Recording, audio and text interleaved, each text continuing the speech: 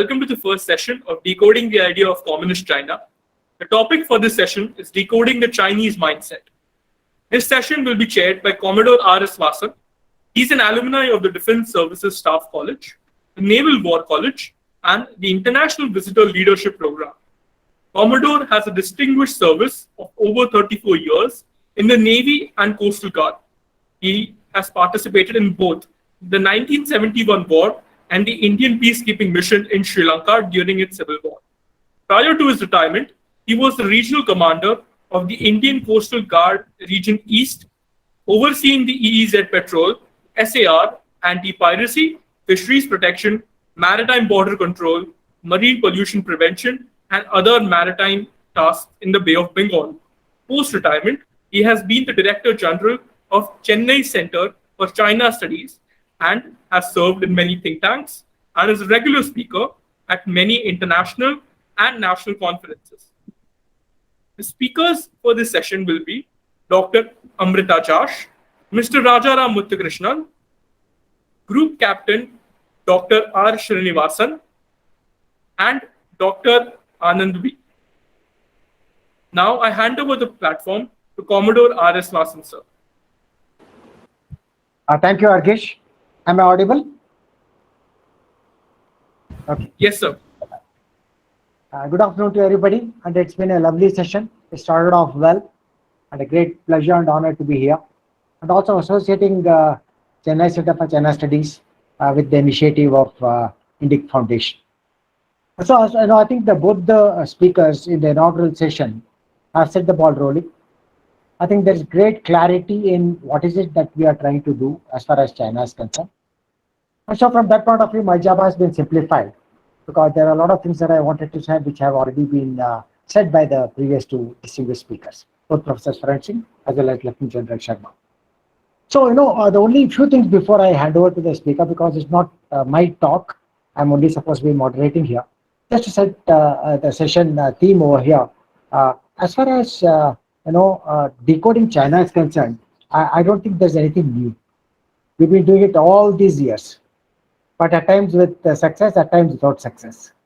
In fact, I think there is, as one of the speakers brought out earlier, there is greater clarity on what China wants to do, what it wants to achieve. Whether it's the economic arena, whether it's the political arena, or whether it's as an influencer of global events. So in all this, I think there is great clarity, at least in the leadership in the CCP. Because, unlike in the past, today you have access to all the documents, whether it's a white paper on their maritime policy, whether it is what they want to achieve in terms of at exact times, what they want to achieve, or anything that is there, there's always enough explanation that's given by China. So, there are no surprises anymore. So only thing that we need to worry about is, some of the stated policies that are there, some of the white papers that are there. When we are trying to decode them, are we on the right track? Or are we decoding them in a manner that only suits China? So this is where I think we have erred in the past, because even when China joined the WTO, everybody had expectation that it will be integrated in the global order and therefore will be a contributor. But on the contrary, China joined the WTO and used all the benefits that were available through the WTO forum, and now today has challenging the global order by the same system that it used. So, so there's plenty that has happened, particularly post Galwan, and not that I think even the previous speaker said that not everything is hunky-dory. That is a factor, and that is a factor that will come in a very big way in achieving the dreams of China, which are synonymous with adoption. So as far as decoding China is concerned, there are a lot of written articles, there are a lot of seminars that have gone on. We ourselves in the Chennai Center for China Studies during the COVID had a major 4 webinars, one trying to decode China in the maritime domain, in the cyber domain, in the political domain, and in the economic domain.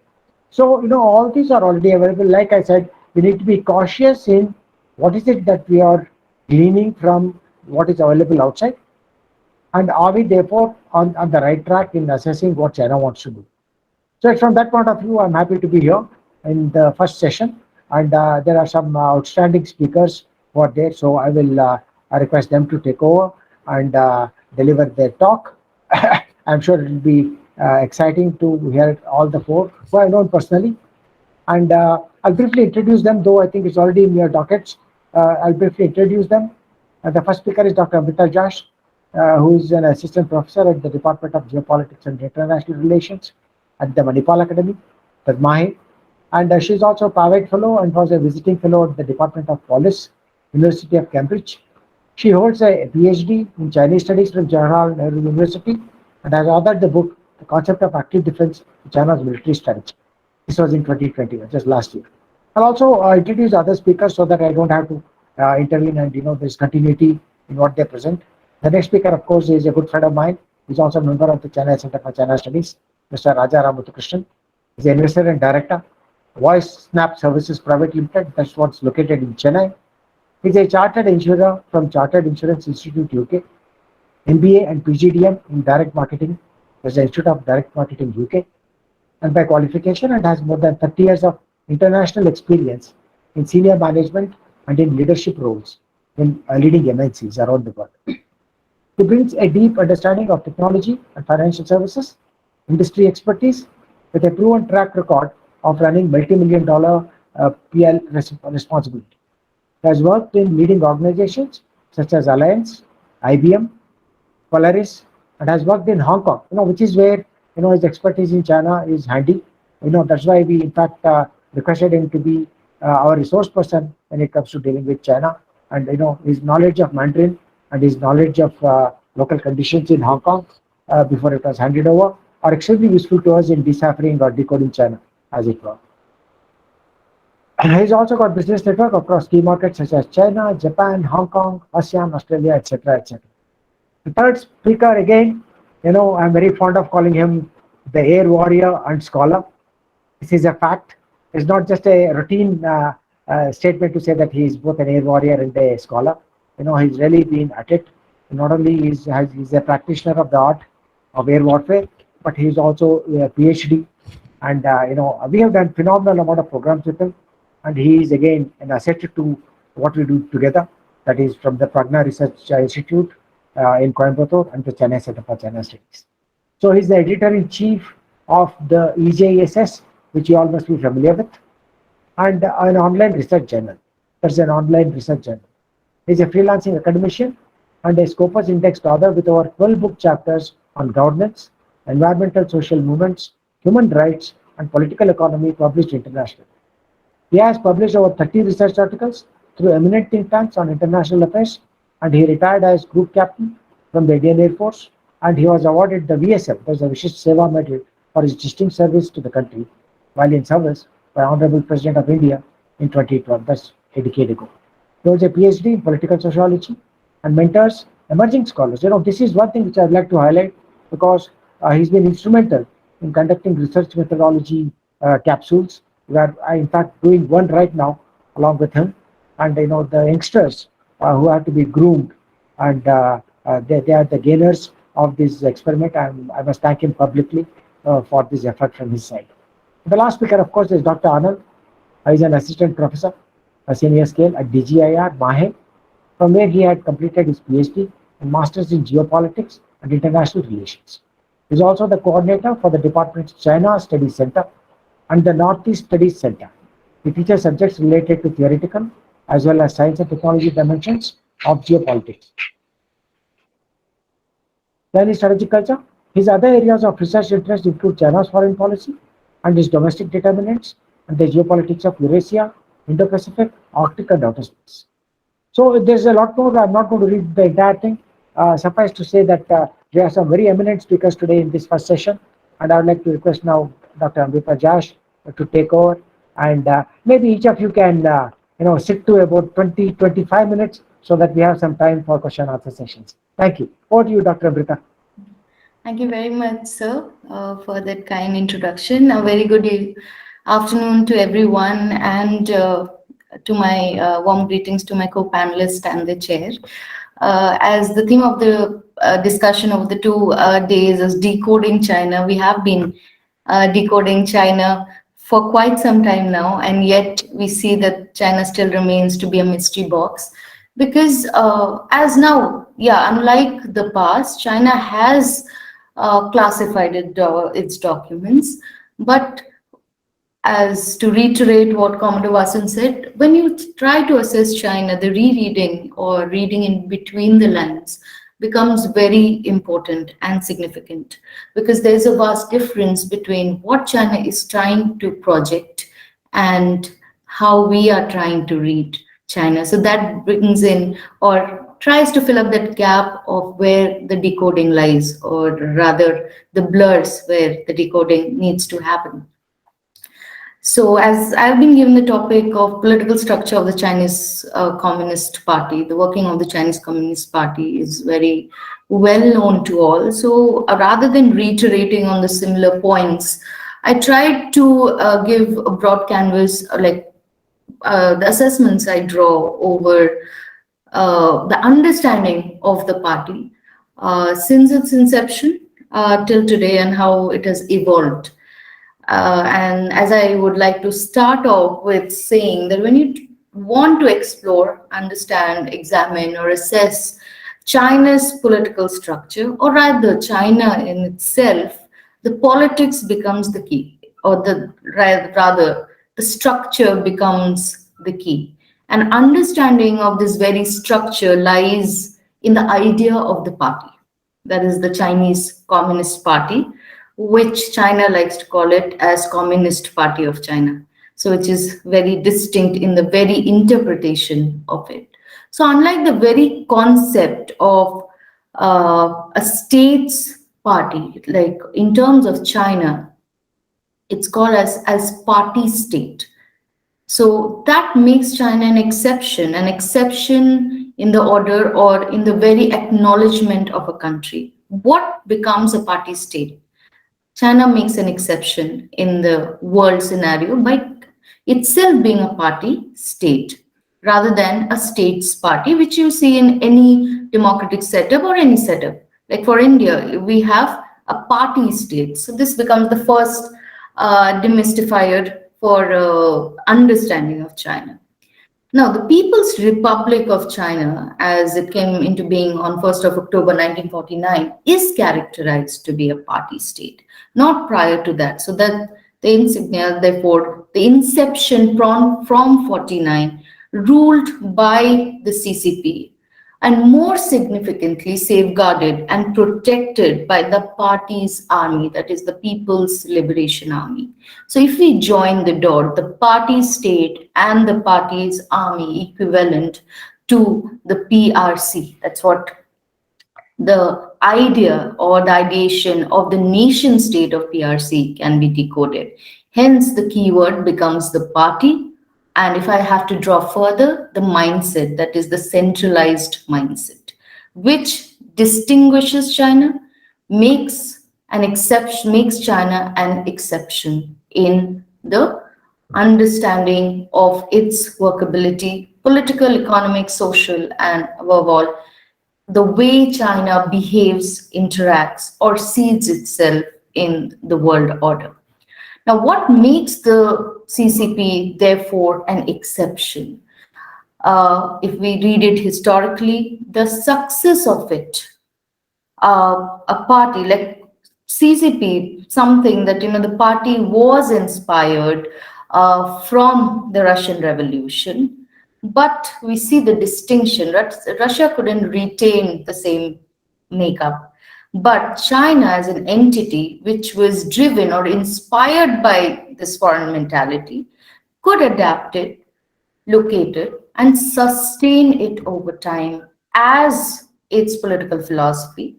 So the idea of communism being its political philosophy, so the political monopoly of the party in China, well, since 1921, but in terms of mechanics and instrumentalization of it since 1949, under the principles of Marxism, Leninism, and so forth, as it got added with that of Mao Zedong thought, until now to that of Xi Jinping thought as the new addition to the lexicon of China, or the party lexicon of China. So this itself again makes the party or the CCP an exception against all its peers, or like for that matter, the erstwhile Soviet Union or other countries that practice communism as its political ideology. China does have a distinction to offer. More notably, the success of the communist revolution in China that led to the formation of the nation state as the People's Republic of China. As to cite Marx himself, that when he was ideating, he said that Marx's revolution will be successful in an industrialized setting. However, China again became an exception because Marxist revolution or communist revolution, the success story relies in China's own revolutionary path to achieve that status under Mao Zedong. China was an agrarian state, a backward state, not an industrialized state, but became the front runner of communism. So again tells you about the exception and the mindset that China has, because China has proven to, or rather, China has even proven Marx wrong in the understanding or where it can be actualized. So this makes China an exception in addition to the political understanding of China. So when I today see from 1921, this entire 100 years till 2021, the party has evolved.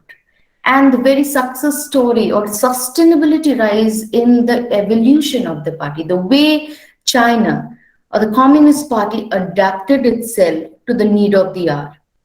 They might be, China is touted to be inward looking. They might be inward looking, but in practice, they are far more like, the idea of Thien Jung that China puts into practice, that you learn from the West and adapt it to the Chinese setting. And China has very well crafted this art, and there's a logic to it, and it has survived it. So today when you see, China has seen a revolutionary days under Mao Zedong to that of reform and opening up under Deng Xiaoping. Again, a path-breaking setup from being an inward-looking country to setting it out in the opening up of China.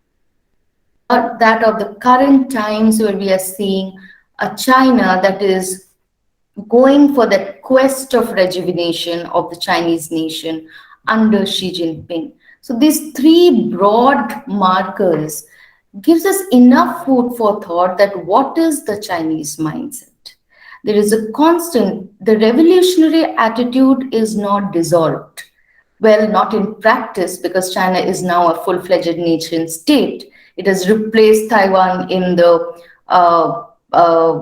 United Nations. So it has legitimized position. So it doesn't have to lead a revolution in terms of, say, in the idea of forging a guerrilla warfare or trying to seek its position. Because today's China, or over time, from Mao Zedong to Xi Jinping, it is a secured China. It has secured its position, and it has secured it from the very idea of what led to the coming of the being of the PRC. So the mindset, therefore, when we see Xi Jinping and Mao Zedong, we see a lot of corollaries. We see a lot of similarities. The one man today, when we talk of that, is China going back to that one man rule? We are dating it back to the days under Mao Zedong, who led that very revolution. So Xi Jinping, this one-upmanship is also driven from that idea of history or the success of history that has actually written the future of today's China in those days. So when we recollect. So the last 100 years, if we see, the party has achieved success in remaining as an opaque organization. And that's why today we are still talking decoding China, because the credibility of its opaqueness is something that has risen the curiosity over China. China has been able to play its game very well. But that shouldn't provoke us to treat China as a black box or a billiard, or we being hit by a billiard ball syndrome. Because a lot that goes into the dynamics or the inside dynamics of China. which is, yes, it's a powerful China, which is still rooted in the Leninist system despite the market reforms in the present context as we see it. So how do you then see the graph? What has changed? Changed in terms of statistics or, very measurable quantities. If I see, the membership has evolved with time, the leadership has evolved with time, and the party's approach has evolved with time. And that's again what has contributed to the sustaining of this one party rule in China. As per statistics goes, until 2021, China, the CCP has over 95 million members. So it's huge, it's large. So just see the trajectory, how it has grown from that of Mao Zedong to that of Xi Jinping, 95 million members.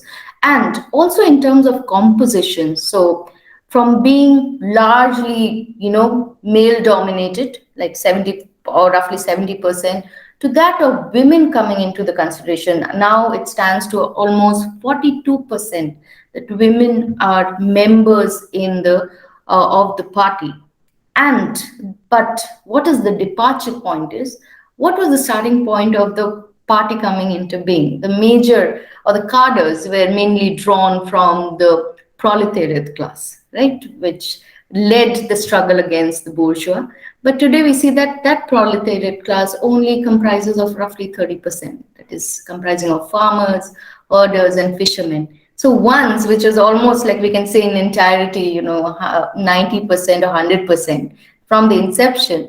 Right now, we are just seeing a marker of 30% of the proletariat class. So again, it shows that, the evolution of China under the modern times, as well, the way China has adapted in its ideology, given the needs of capitalism. So China becoming world number 2 economy is very much thought about, and it's again an outcome of this change in mindset, that how do you wrap up a communist China given the needs of the hour. So the global aspirations are very much driven by the changes or the systemic changes in the international environment, and the Chinese desire to reclaim its place, as we see the Middle Kingdom complex that China suffers from. Or under Xi Jinping, it only got hardened, that reclaiming its erstwhile position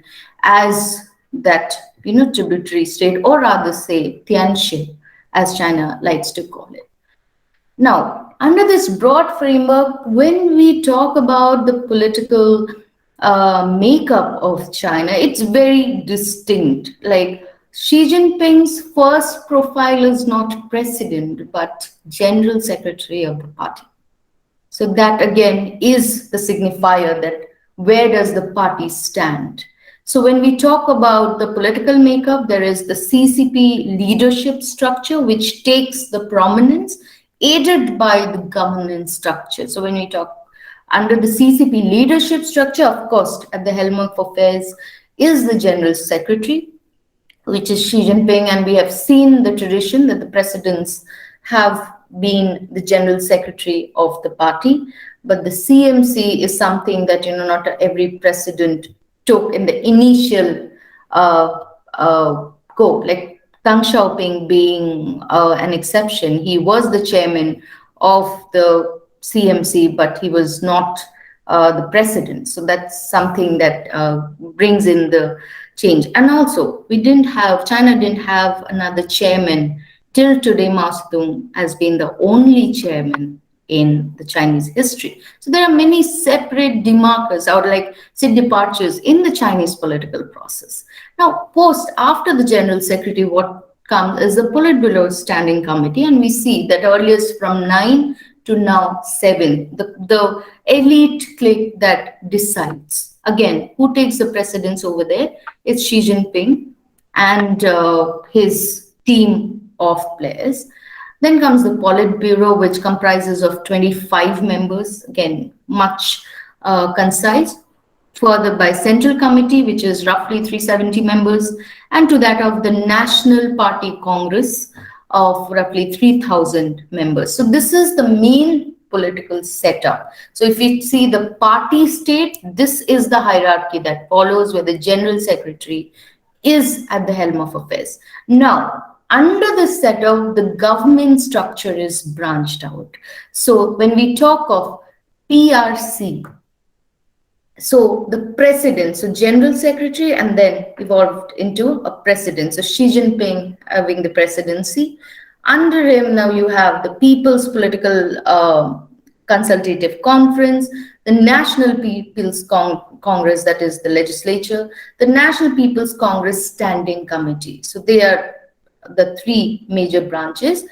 And under that, we have the State Central Military Commission, the Supreme People's Procurate, the Supreme People's Court, the State Council, and other auxiliaries, the ministries and commissions. And when we talk of the Central Military Commission, it is the party's Central Military Commission and the state's Central Military Commission. Again, the party's Central Military Commission takes the precedence. So that's where you see the People's Liberation Army and the People's Armed Police Force. So this gives us the broad picture of the functionaries, which is very, say, straightforward.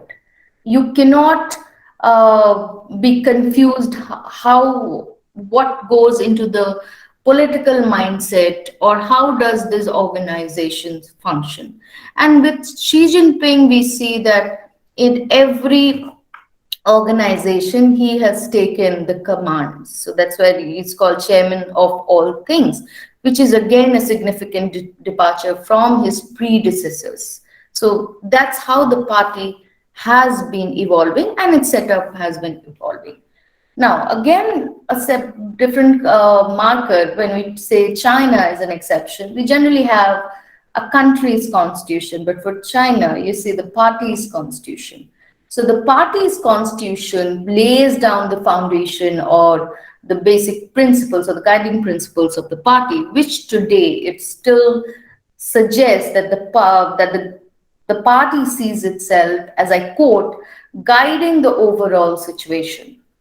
So overall situation means everything under the umbrella, coordinating the work of all sides. So all sides, again, all encompassing, and assuming the role of leadership core among all organizations at the corresponding level of government. So this itself is self-explanatory, rather, that where does the party stand? So it has kept its functionaries open-ended. So everything under the umbrella. So as and when, so everything can be included. So you cannot bypass the party at any point of time. So therefore, in my view, when I look at the political structure, I just try to see it or design it under the three P's, that is the party, propaganda, and the PLA. The party's main aim, how do you sustain the communist very idea that China is a communist country, is a distinguisher when it comes to world politics. And the party is the organization, this leads this process. And how do you mobilize it? By becoming the front runner of China's propaganda machine. And we see it at all verticals, at all instruments, China's propaganda works. You have a separate propaganda, the United Work Front Department, which is the propaganda department. Its media is completely the propaganda mouthpiece. And of course, the army, which is the party's army. Propaganda is nowhere out of or amidst. So everything is interlinked in this system of things.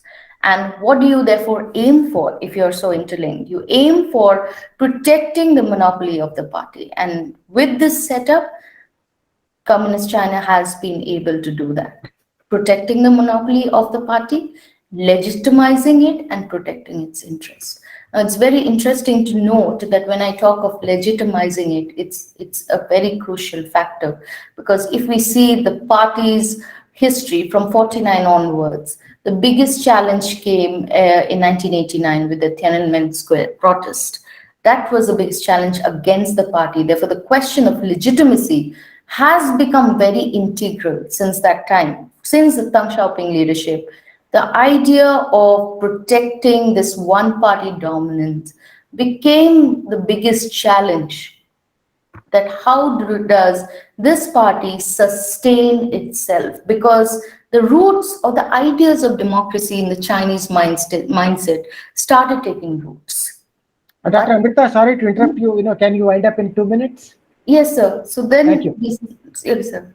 So then we see that the party has taken refuge in its idea of re-education or historical education campaigns, which actually became the tool for legitimizing China's CCP, or the legitimacy of the party. So on that note, I have framed certain takeaways if I review the 100 years, and more importantly, since coming to power in 1949. The first thing is that political ideology drives the political structure and processes. So the party still officially proclaims realization of communism to be its highest ideal and ultimate goal. When it will be achieved, we don't know. PRC, from being seen as a communist nation to that of becoming an authoritarian state. Then, advent of capitalism branded under socialism with Chinese characteristic is what is the Chinese mantra. CCP, from being a revolutionary party to that of becoming a ruling party since 1949. Legislature, the National People's Congress, well dubbed as a rubber stamp. So whatever decisions are taken, we can say that it is stronger in paper but weaker in practice. Very example being the presidential limits removed for Xi Jinping.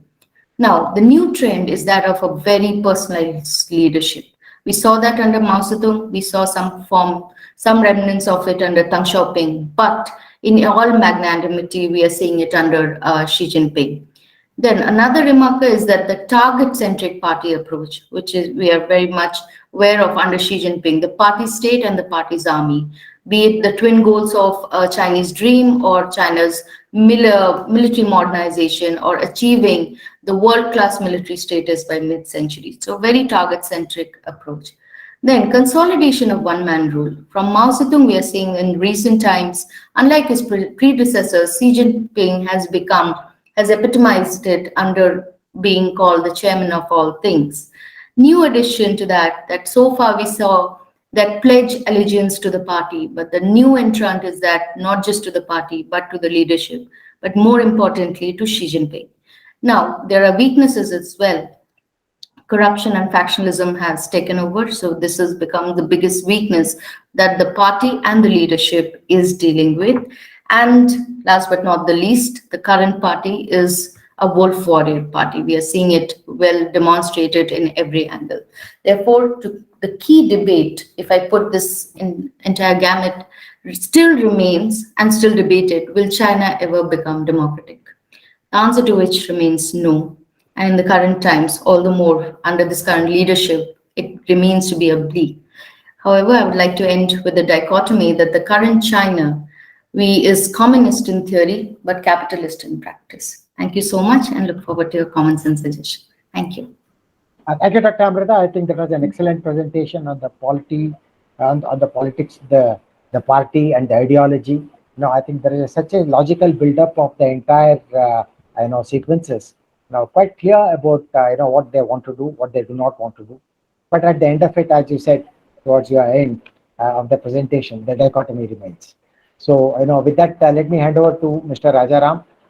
There is also a question answer session. So whoever is posting those questions, please hold on till all the 4 speakers have completed. And so the next speaker is Mr. Rajaram, who I already introduced. A great pleasure to get you into the act, Mr. Rajaram. All yours. And please try and stick to 20 minutes so that we have a little more time. We're slightly overshot now. Remember, we have a session going on till about 9:30, 10 o'clock in the night. So we don't want to extend it beyond those hours. So I will request, make an appeal to all the speakers to try and keep it to about 20 minutes. Thank you very much. Thank you, Commodore, and good afternoon, everybody. And thank you to the Indic Research Academy for giving me the opportunity to share some of my thoughts today on the topic that has been given to me. Essentially is the evolution of political ideology or the doctrine of the CCP. And amidst a lot of academics and senior people here, I bring a different perspective. And my vantage point is from two areas. One is as a practitioner of working with the Chinese, doing business with the Chinese for quite a number of years, and practical experience in dealing with them. The second is from the perspective of a risk person, a risk professional, understanding how the socio-demographic changes have been impacting China over the last few years and what is its likelihood in going forward. And lastly, as a student of China, having lived in Hong Kong for more than a decade and traveling extensively in China as it opened up. The period in which I was there was when China started opening up, and I had the opportunity to see that unfold before my eyes and experience and benefit from it too. So with that in mind, let me share a few thoughts in terms of how the CCP's political doctrine has evolved over a period of time. And instead of just looking at it from a scholastic model of how people have observed it, written about it, documented it, talked about it, especially from a Western perspective, I'm going to attempt a totally different thing, which is to present to you from an Indian and a Chinese perspective of how the political doctrine of the CCP has evolved over a period of time. It is not going to be colored by the Western view. I'm not saying that it's not a correct view or an accurate view. I'm only saying that this is a view which is coming from an Indian looking at China with the understanding of the Chinese looking at themselves. So I hope there is a slight distinction in this, and I hope that comes through in the talk that I'm going to share with you today. Moving on, if I had to present it in a typical Indian style, how would an Indian, present information which is multi-layered? Typically in a pravachan style, which is essentially telling of a story. So let me attempt to do the same here. I'm going to tell you the tale of the Red Emperors of China, 5 generations of this dynasty, starting with Mao and ending with the present occupant of the Red Emperor throne, which is Xi Jinping. The political ideology of the Chinese Communist Party essentially is a derivative of an amalgam of coalescing set of fundamental drivers. And what are those? One is the expediency of being in power, controlling China. Number two is a reaction to external threats. China traditionally, civilizationally, has always been an insular power, always wanting to protect itself from external threats. So there is a mindset of the Middle Kingdom that permeates through their civilizational memory, and that finds expression after the century of humiliation. So that's a major point in which the doctrine kind of gets evolved on. The third is the need to control the society. There is, again, a civilizational urge in the Chinese where the stability takes precedence over everything else. Responsibilities takes precedence over rights. Rights is something always collectively bargained. And for the sake of stability, the Chinese citizen is always expected to give up rights or take a restraining exercise of those rights. So that is the basic principle, although the communist Chinese philosophy essentially stems from importing an imported ideology of Marxism. The civilizational urge of having a controlled, stable society is another major key factor, which is how the political doctrine of the Communist Party's operational ethics translates it. That is how the politics or the political ideology translates into actual action in its control over the society. And the fourth major part is the building of a personality cult. Now, it could be over or around a single individual, as it was in the case of the first Red Emperor, which is Mao Zedong. And he did that because of a few reasons, which I will go down in a short while. And it could be the same thing recurring again as my previous esteemed speaker spoke about how Xi Jinping is kind of mirroring Mao, as many have written. He's like the return of the Chairman Mao. But the reason for why Mao Zedong did that and why Xi Jinping is doing that, there are some commonalities, but there are quite a few diverging points also, which I would like to draw the attention of these esteemed audience. So The other aspect that relates to, as I said, these are the four fundamental drivers, and it is the mixing of this, the amalgam of these coalescing drivers that actually creates the need for political ideological development of the CCP. When you look at the two contrasting pull factors also play an important part, have played an important part, and continue to play an important part for the Communist Party. Now, as my previous speaker said, the Chinese Communist Party has not met the fate of some of the other communist regimes in the world precisely because of one single point, and that is there is always a tendency to be responsive to some of the needs of the people, right from the outset of the declaring of the People's Republic, in which Mao Zedong laid out some of the fundamental aspects like sticking to the line of the masses, etc. There was always a need to be responsive to the people's needs. At the same time, a contrasting pull in terms of needing to consolidate and concentrate power in terms of controlling to the greatest extent possible the lives of the people in every way. So this kind of gives you two opposite pull factors. At one side, the party always tries to be as responsive as possible, and the other side, it wants to consolidate and concentrate power, and therefore there is a constant urge to oppress or suppress anything.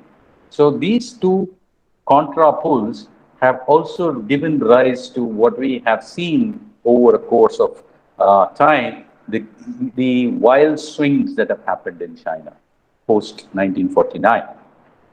So the CPC historically has oscillated being responsive to people's need so that they can gain the legitimacy, and been oppressive in order to maintain absolute power. So it is between the urges to do both, it has put the country and the people through a tumultuous journey. And when we look through the story of how Mao Zedong, Deng Xiaoping, Jiang Zemin, Hu Jintao, and Xi Jinping's rise to power and what they did and what was the impact, we will be able to see this play out, the factors that I just enumerated here, play out. So if you look at the ascent of Mao Zedong, and if you want to capture in a phrase his era or his rule, it has been a swing between two extremes. One is trying out all kinds of radical leftism to build a completely utopian communist society on one hand, and then an urgent need to do building of a development of a strong state that can achieve economic growth. So in between these two swinging extremes, Mao Zedong's era kind of swung in a very tumultuous manner. And the phrase that is typically assigned to Mao Zedong's famous phrase, it is your right to rebel.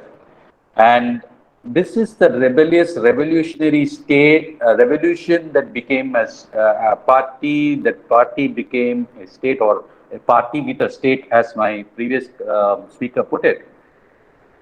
The party with a state wanted to carry the revolutionary spirit to make the development of a strong state and achieve economic growth.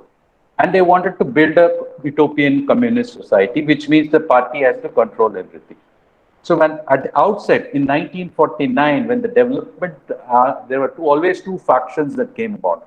And in the early days of the Republic, the kind of bureaucracy that they got from the nationalist, they retained many of them. They kept them on board. And when they took power, they did not change the bureaucracy, and they allowed for the first aspects that they wanted to attend, which Mao wanted to attend, was to redistribute land. So there was land reforms. Land was taken and given to small farmers. Private ownerships of farms and business was allowed in 1949.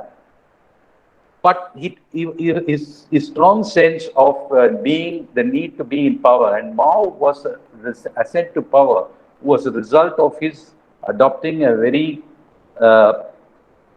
realpolitik way of retaining his power. So he was able to manage to attach his name to every single big win of the Long March. Although there were many veterans, although they were better theoreticians and better talented people around, he was the one who was able to connect with the masses with and use that position to cement himself as the leader. And therefore, he always was in the lookout for challengers, and therefore there was a need for him to build that personality cult. And he wanted to keep the revolutionary zeal and therefore his position as a revolutionary leader or a thinker in the mainframe. So he swung by the mid 1950s to the adopting of the Soviet style Stalinist Leninist models, nationalized industry and agriculture, and then that went on for a while. And he was not happy because what that did was to import the nomenclatura system of the Soviets and put it into this, and he was not happy with the pace in which it was yielding results. So while there was also a radical push within the party to bring about that earlier mentioned point about building an utopian communist society, and that was also his natural inclination, he was not willing to work in a systematic, slow process, which is what the Russian statist model that he wanted to bring was developing. So from the 1958-60, he lurched back to even more stringent communist collectivization. He took everything out, completely ripped open the party structure to some great extent, and tried to fast track everything with the famous Great Leap Forward, which was essentially a colossal failure, leaving 30 million people dead, and China with absolutely nothing to show for in that so-called Great Leap. By the early 1960s, that kind of pushed the Mao Zedong was under pressure. There were some challenges which he was able to successfully push back, but at the same time, he had also gone on to certain external adventures, his involvement in the Korean War, etc. So by early 1960s, there was a pushback, and the development part of the economic development part of the party structure, the cadres, they came back into prominence, and he had to push back the radical faction within. And so there was again the people like Deng Xiaoping rose, and they were planning to take the Chinese out of the disastrous situation they were in after the Great Leap Forward. By 1966, the personality cult again takes over, and Mao cuts to size everybody else, dismantles the party structure, calls out the cultural revolution, basically puts the entire country into a tumultuous chaos, and it completely destroys the psyche of the people themselves. You know, their mindset, everything is now dependent on the state. Their food, their clothing, their thoughts, everything was dependent on the state. And a closed circle which emerged from both these ranks, the radical leftist ranks as well as the close populist, cult building ranks of Mao. They took over, and the Cultural Revolution was one of the worst periods that China had. We all know what it did. So by 67, the PLA had to be called back in because there was near civil war with multiple factions of,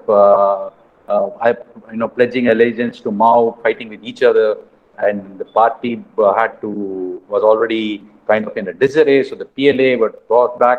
They brought back the party missionary, and they brought back the development faction in, and it then resulted in these two factions. The one faction represented by Deng, and the other faction represented by Huo Guangfang.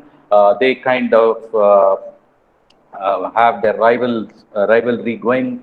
And by 1976, when Mao dies, the Gang of Four emerges, and in a couple of months' time, by October 76, the gang gets rethrown. That's the kind of the milestone long journey that Mao Zedong era, the first generation Red Emperor, 1949 to 1976 kind of travels. And if you look at, what was the impact of that era, largely the big impacts that we could see is the Chinese state was completely marginalized by the party and Mao the person. That's something which was mentioned earlier by my earlier colleague too. The second was the society was put through the most violent and grinding upheavals. Third, the interventions in the wars outside left the PLA exhausted, but the CCP as a party was in complete control of the society. The economic parameters, the HDI standards were abysmal and poor. The industry was rudimentary. And the biggest impact of Mao's era was the complete emasculation of the Chinese psyche, the people. Were put through famines, purges, psychological trauma. That resulted in them becoming totally dependent on the state and the party for survival of basic needs. Basic survival needs itself was something only the party could provide, and it had no means to provide. So that was the scenario in which the advent of the era of Deng Xiaoping came, and he gave the clarion call of saying, "To get rich is glorious." So Deng the pragmatist, Deng the ultimate survivor. He had survived two purges during the reign of Mao. And when he came into power post December 1978, when the era of reform and opening up begins, Deng the pragmatist was realist enough to ensure that he did not want to upset the conservatives, which were also part of the system. So he struck a compromise with the conservatives. First of all, he, sunset this so-called class struggle as a concept and actually got it removed. The compromise with the conservatives were on two things. The original four modernizations, that is in industry, agriculture, defense, science, and technologies. That is the one that he wanted to focus on. But to get these conservatives to give him the room to operate that, he accepted the four cardinal principles, which is the basic spirit of communism, the PRC model of the people's democracy, Marxist Leninism, and Mao Zedong thought. So he kind of played ball with them on this and then gave that wonderful phrase that we all now familiar with, the Chinese communism or Chinese socialism with Chinese characteristics. And then they allowed him, therefore, to open up the coastlines through the SEZs, and they allowed him to do the rapprochement of the West, open it up for the technologies, the agricultural reform started. But he also did something which was totally very different to the civilizational memory of China. Up to Mao, the Red Emperor, their power was absolute. The emperor would be the figurehead, and there will be an elite who would work with the emperor or under the emperor to completely control China. This was the model since time immemorial for them. What Deng wanted to put in place was a departure from the past. So he called for a model where the political doctrine of Chinese Communist Party is now shifted towards providing material benefits to the to the common people, and the Communist Party's leadership development will be based on two things. One is competence, the other is loyalty to the leadership, and the leadership being collective. The third thing that he wanted to achieve was an arrangement for peaceful transition of power across generations. So towards this, he brought the basic principles of having a collective leadership, but split it across different power centers. The overall power, as it was rightly mentioned, rested with the General Secretary of the party, and the real power to actually demonstrate the power was the position of the Central Military Commission Chairman, with the state being headed by the President, which is more or less a figurative state. But when he did this, he had to put people like Yang Shangkun as the President because he had to keep the conservatives happy.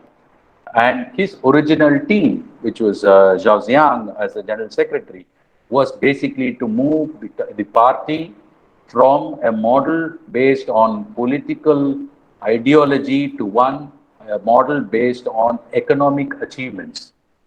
And to move that, he wanted to ensure that the political control systems within the structure of the CCP was made based on competence and the growth of the leaders would be based on the connections. So he brought about a model where technocratic leaders were brought in. They were basically from the princelings and they were trained across the world. They were rotated for every 3 years, and as they grew up, they were able to build their own guangxi, and those guangxis would then be the ones which would bring about the top leadership bring them up to the top for transition. So he had this process of fixed terms and the splitting of the power to ensure that it doesn't get into the tumultuous swings that one had to suffer because of the power getting concentrated in one single leader. However, for him to do that, he had the biggest challenge that he faced was in 1989. But the things that he was able to achieve, he kind of enabled the economic liberalization without the political liberalization. He brought business and private industry into play. He brought down the relevance of the control of the CCP in the daily lives of the citizens. He brought about the fastest and the largest economic upliftment of the largest amount of poor people in human history. And from a rise of technocratic leadership, he was able to provide a trained and competent leadership pipeline. The negative sides of what he had done in terms of opening up to the West and the commercialization of mercantile operations of even some of the PLA kind of organizations was the rise that therefore it ensued in terms of corruption, political misuse of power, and the larger influence of the private sector, which would lead to a popular discontent. The first part of the discontent was essentially against these factors, not necessarily against the CCP leadership. But 1989, the trigger was Hua Yangben's death, and then it culminates in the Tiananmen massacre. Mr. Rajaram, Yes. sorry to interrupt you again. Another 5 minutes. I got 5 minutes. I'll finish in 5 minutes, sir. Thank you. So the rise of conservatives after 1989 put a halt, and they had to bring back CCP as the controlling entity mode. The steady pursuit of the economic reforms, despite the political clampdown, was pursued, and he ensured that there was an orderly transition model with fixed terms, competency and loyalty-based system for leadership development, and a split of power to avoid concentration of power. So this was a major impact of Deng Xiaoping from 1978 to 1992, but he did play behind the scenes beyond that. And Jiang Zemin, the third generation emperor who came in, was essentially basically a compromise candidate backed by Deng, but acceptable to the Marxists because he was able to provide a loyal pole to crush the Tiananmen and then was able to replace as a person who can be molded in the right way. So he came to build about, and he first brought one big change, and he said, to achieve a moderately prosperous society is the aim of the party and the state. So this technocrat loyalist backed by Deng, who was also acceptable to the conservatives, first came in what is called a triumvirate model. He was a Gensec. Li Peng was the conservatives person, was the prime minister, and Chao Shi, the president of the NPC, also was representing the conservatives and a rival of Deng Xiaoping himself. But with the support of Deng and the Deng's visit to Shenzhen and reinvigorating post the Tiananmen, Jiang consolidated and gave a call to reform with control by CCP. So for that, Zhu Rongji was the prime minister then, was the main architect, and he put forward the three represents theory of Jiang's position, which positions the Chinese Communist Party as representing the three represents. One, advanced productive forces, which essentially is the private sector. Two, it is the representative of the advanced culture. And three, it is the sole protector of the fundamental interests of the majority of the Chinese people. So this three represents theory became later consolidated with this personality cult. He started building and he consolidated all his positions. He became the general secretary, the chairman of the CNC and the state president. And the overall thing that he was able to achieve was the control of the Communist Party was re-established over the private sector and all aspects of civil society to avoid the mistakes that happened in the Zhao era, which resulted in the Tiananmen incident. So that basically provided the impact of the Jiang Zemin era, which made finally China the manufacturing and export of the hub of the world. He gave out the call to move inwards. The economic growth spreads out with the go west call from him. The infrastructure development gains the maximum momentum. This became the longest and the strongest growth period in China's history till then. All sections of the society brought under strict control and domination of the party, and it is the state, this role of the state-owned enterprises is kind of restored back in the economy to a good measure. Corruption and the federated fragmentation of command and control by the party continues unabated, and that became one of the pressing needs to do another round of soft landing, which basically led to the rise of the fourth emperor, that is Hu Jintao. Now, Hu Jintao was not of the revolutionary vintage. So he is coming from a completely new background. It's a complete departure of generational values. So he had to respond to a generational aspiration also, which is very different. And Jiang Zemin wielded considerable power. So he never gave Hu the kind of full control that he was able to get after Deng Xiaoping's death, and all the conservatives had also by then died. So Jiang had quite a bit of time to be on his own. Here, as a fourth generation leader, he gave a call to achieve a harmonious society.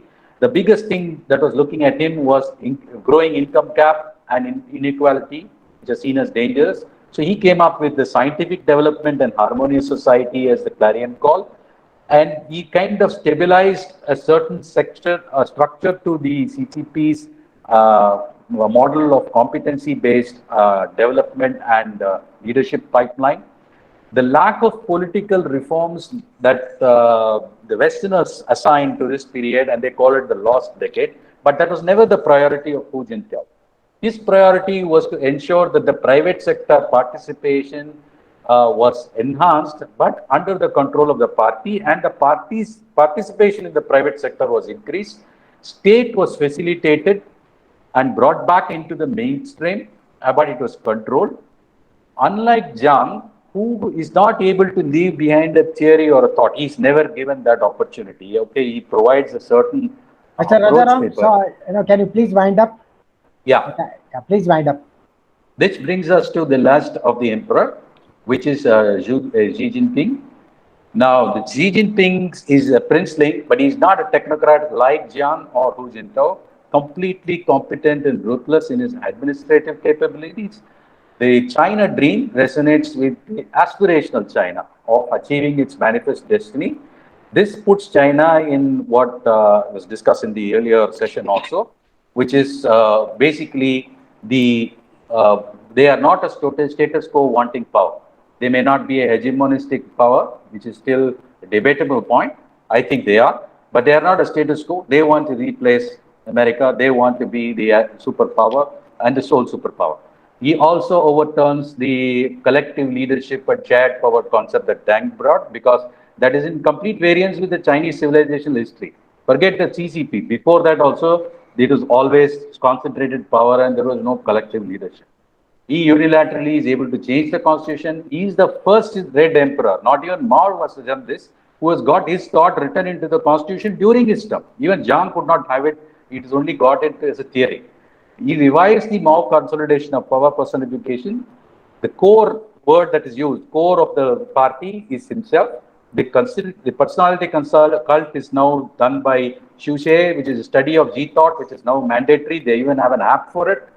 And across all aspects, the CCP is firmly back in people's lives in terms of the impact it can create. Private sector has been neutered. State is back in the middle. Foreign policy has changed to seize the day for China. They see this is a strategic window of opportunities. The four modernization goals kept for has been enhanced to the dream of a moderately rich China. They don't want to fall into the middle income trap. This is how the political landscape of the doctrine has moved from one emperor to the other. Please bear in mind the first opening statement, the 4 drivers. With this, I end my talk. Thank you so much for your time. Thank you, Mr. Rajaram. As all of us have realized that, this is personality driven, obviously. And when talks about the so-called cultural revolution, people tend to forget that there was hardly a revolution, but more in terms of taking the number of lives which are still uncounted. So your talk obviously complements what was brought out by Dr. Amrita Jash. While she looked at the political structure of the CCP, you really taken a lot of pains to trace the evolution of doctrine under the CCP and under different leaders. So thank you very much. There are a lot of questions which are going to come up. They're already in the chat box. So I will reserve my comments, and I'll request the next speaker, Dr. Srinivsan, to take the floor and make his presentation for about 20 minutes. Thank you. Thank you, Chair. Good afternoon, ladies and gentlemen. I will just straight away start with my presentation. Good afternoon, ladies and gentlemen. I am going to briefly touch upon the century of humiliation, and its impact on the Chinese society. Both the speakers before me had brought out very important points, which I will only request that you carry in your mind, because Professor Amrita talked about political ideology and the way Chinese Communist Party has shaped its ideology and uses it. Mr. Rajaram spoke about the need for control and the need to be responsive also. Both these points, I will just request you to keep it in mind, because it has some direct relevance to what I'm going to talk about. I'm just going to, this is the outline of my talk. I will talk about symbolism in national political culture, century of shame and its timeline, the first and second Opium Wars, because it conveys a point which in China, Chinese polity and the century of shame. I have just used the word shame, it's humiliation. Impact on the Chinese society. Of course, some lessons, as I see it, from this century of humiliation, which China has probably drawn. We are all aware that national memories have a huge role to play in the shaping of the concept of nationhood, the concept of national identity, and the nation's very existence. I don't have to give you examples. All of us are familiar, from Americas to Australia. Every nation cherishes some memories, good as well as bad, and the political establishment, the society, even the economic dimension of the nation uses these memories to further their thoughts or ideologies and convert them into actions. We are all familiar with this. In fact, a learned scholar called Pode made a very interesting remark that forging a country's collective memory is an integral part of Chinese, that's what the Chinese have done, integral part of nation building, and supported by so many other studies by Penbaker and Smith and Bell and Callahan.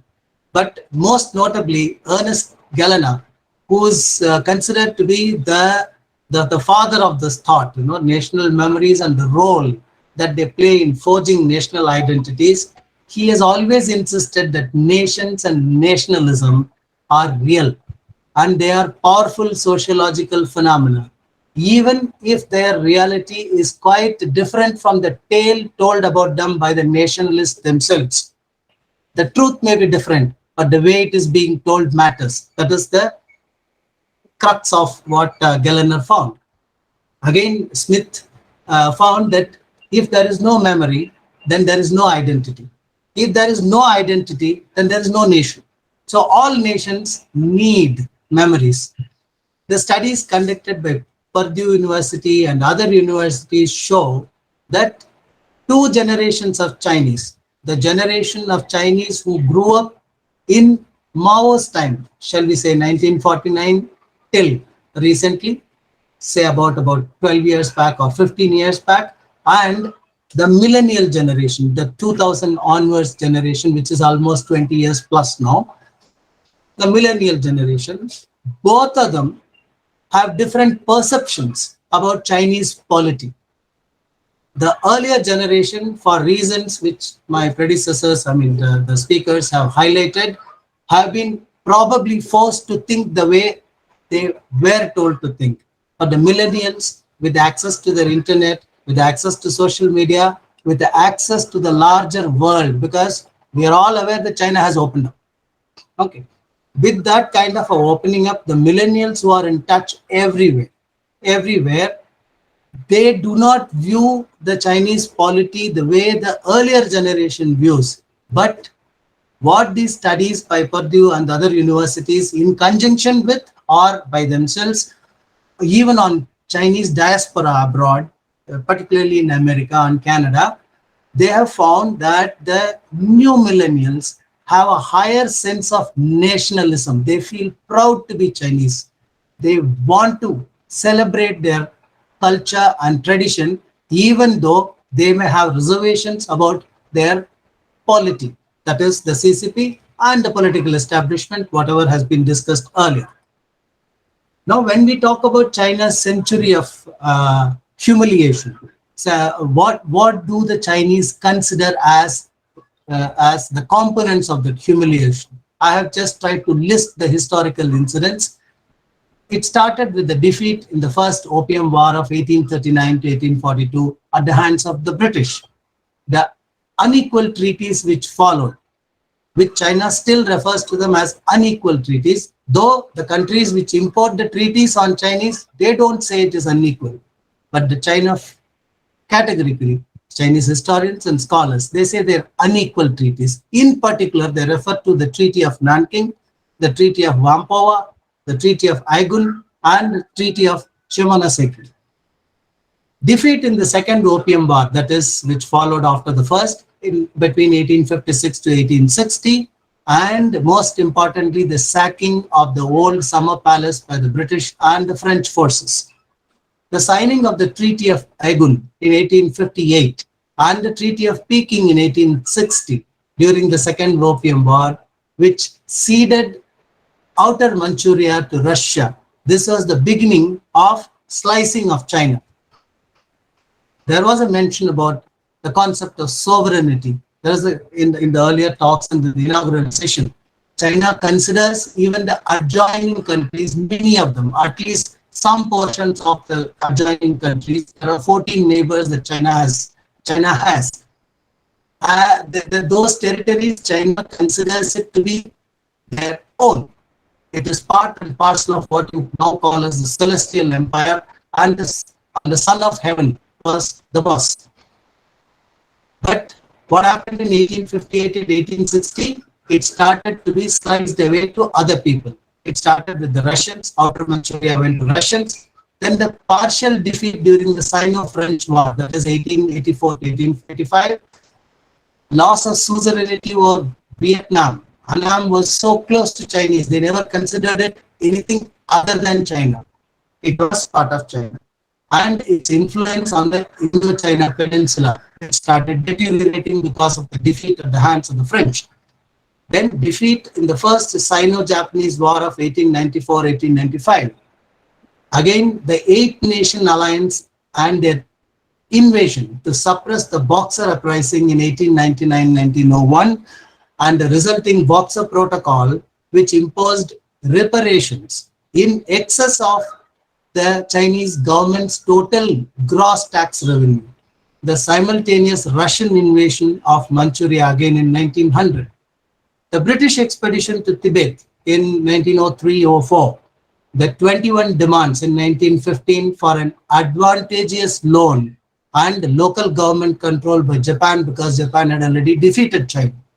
The Treaty of Versailles in 1919, in which German territories in China were handed over to Japan, and that led to an imperialist May 4th movement in China. The Japanese invasion of Manchuria, again 1931-1932. The Sino-Japanese War of 1937-1945, and most importantly, the Nanking Massacre. We are all aware as students of history that in Nanking alone, the Japanese forces beheaded 44,000 Chinese in one day.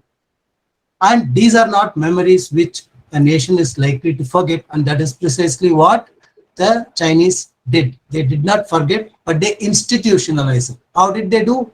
We will see after a brief look at what happened during the First and Second Opium War. Here is the data which I have given. From 1760, the Opium War obviously was courtesy opium. This is the only war in the world which has been fought because of a substance, which is what we call a psychedelic substance or banned substance or a drug, whatever we want to call. But in 1760s from India, 1,000 chests were being smuggled into China, both on land and as well as by sea. By the 1800s, it had increased to 4,000 chests. 1820s, it increased to 12,000 chests. And by 1835, 30 to 35, it became 30,000 chests. And in 1838, it became 40,000 chests, that is 2,500 tons of opium into China. One chest approximately weighed 140 pounds. But what is important to note is one chest yielded a profit of 1,000 pounds sterling in those days. You can guesstimate the value now. So the British energetically encouraged poppy growing in India, and they started pumping that opium into China, which was used for purchasing tea and porcelain and whatever else that China had to offer. And on top of that, because the value of the opium supplied was far excessive of what the exports were, China even had to pay by silver. We are all aware that sometime around 1758, the gold standard was introduced. The silver standard was done away with, economically speaking. And when it was done away with, China had to pay more. And by 1830s, the scale of the problem forced the Chinese government to respond. Obviously, the country was being drained of silver to pay for the opium. Its administration was being corrupted by foreigners, and the extent of addiction, estimated at 12 million addicts at that time, was seen as a threat to both the state and the society. In March 1839, the emperor sent a special commissioner, Lin, to Canton to stamp out their trade once and for all. But what happened? Lin confined the British merchants in Canton to the European factories, holding them hostage until the opium held offshore was surrendered. After 6 weeks, the superintendent of trade, that is Captain Charles Elliot, capitulated and ordered the surrender of 10,000 chests, which the Chinese destroyed. That was the beginning of the First Opium War. Now what happened? In First Opium War, I've just taken only one instance to just highlight as to what is being portrayed inside China as what happened. But the sources from which I have taken this information are all from the West. The British capture of the port of Tinhai in early October 1841. The port was bombarded by Wellesley. All these are all ships' names. Wellesley, which had 74 guns, the Conway and the Alligator, 28 guns each, the Cruiser and Allegheny, 18 guns each, and another dozen smaller vessels carrying up to 10 guns. In 9 minutes, they fired 15 broadsides into the effectively defenseless town before landing troops to storm the ruins. Then rape and pillage followed. The shelling of the towns continued as the British troops moved in. According to the Indian Gazette, published in India, British India, a more complete pillage could not be conceived. The plunder only ceased when there was nothing to take or destroy. It was during this war that the Hindi word loot entered the English dictionary. Though we spell it as L-O-O-T, the Hindustani word we are all familiar with. It entered the British because there can never be any better word to describe what happened in Tinhai or elsewhere. Close behind the warships came the opium ships. Lord Jocelyn, the military secretary to the expeditionary force, in his account of the war argued, and I quote, "However hateful it may appear, a source of great benefit to the Indian government, returning, I have heard, a revenue of upwards of 2.5 million pounds sterling yearly, cannot be just given away because the Chinese said no." So the opium war ensued. But it is not only the governments or the East India Company or the other French and Dutch and German and other companies which are involved. Even private profiteers from Britain were involved. For example, Jardine Matheson, okay, was the most successful of the opium smuggling companies, and they are still a major financial and trading company today. Jardine's partner at that time, James Matheson, became an MP in the 1840s, sitting in the Commons for 25 years. He went on to become the governor of Bank of England, chairman of a great P&O shipping line, and second largest landowner in Britain. He bought the island of Lewis in Scotland and spent over 500,000 sterling pounds building himself a castle there out of the profits made from opium trade. Right. So therefore, this opium trade and the examples which I have given and the other instances that have taken place in the Chinese history, which I had listed earlier, cumulatively referred to as the century of humiliation. How did it affect the popular culture in China? Again, I have to go back to 1839 because Charles Eliot, the British Superintendent of Trade, wrote a letter to Commissioner Lin when he landed in Canton regarding the trade issues between the two countries. In that letter, Charles Eliot referred to Britain and China as two countries. The very mention of two countries by Charles Eliot angered the commissioner so much that he returned the letter saying, "No place under heaven can be referred to as an equal to our celestial empire." This, I am very sure, all of you are able to link with today's China. There is no question of any other country trying to compare it with China as an equal. And that is the kind of a mentality which has been built through what was mentioned earlier also, propaganda. And a very good propaganda at that. I will give you some details a little later. In Harrison 1972 study, he considered that the rewriting of the Chinese history by the CCP as the most massive attempt at ideological re-education in human history. Obviously, China's population is so much. The Patriotic Education Campaign of 1991, I'll come back to it a little later again, is 1991 is yet another step by the CCP at re-educating the masses from the class struggle narrative to a patriotic narrative in which the West is portrayed as the cause of China's suffering. So who is the villain? The West. Very clearly portrayed through a very calibrated propaganda education program. Some of the details I'll share with you a little later. This even replaced this narrative which was built in the 1991 to 1994, rather 1995, I will put it that way, even replaced the Mao's victor's narrative into one of victim's narrative. China became the victim. China was portrayed as a victim suffering at the hands of the foreigners. And therefore, there is a need to regenerate that pride. There is a need to make China powerful again. All of us know that Xi Jinping, when he took over as the president for the first time in May 2013, he had called the most powerful, all the generals and Politburo members and everyone who mattered in China to Tiananmen Square. And in his address, it's in public domain, in his address, he mentioned only two things. First, he referred to the century of humiliation. And he said, the time has come for China to avenge, number one. Second, he referred to the Silk Roads. He said all the prosperity, the economic prowess of the Celestial Empire came from the Silk Road, and therefore the time has again come for China to revive it. And now we know that China is working on it, and how it is working on it is in our knowledge very well. Right. Did this narrative by the Chinese party actually go down the throat of the Chinese populace? Yes, there are a couple of instances which I would like to quote.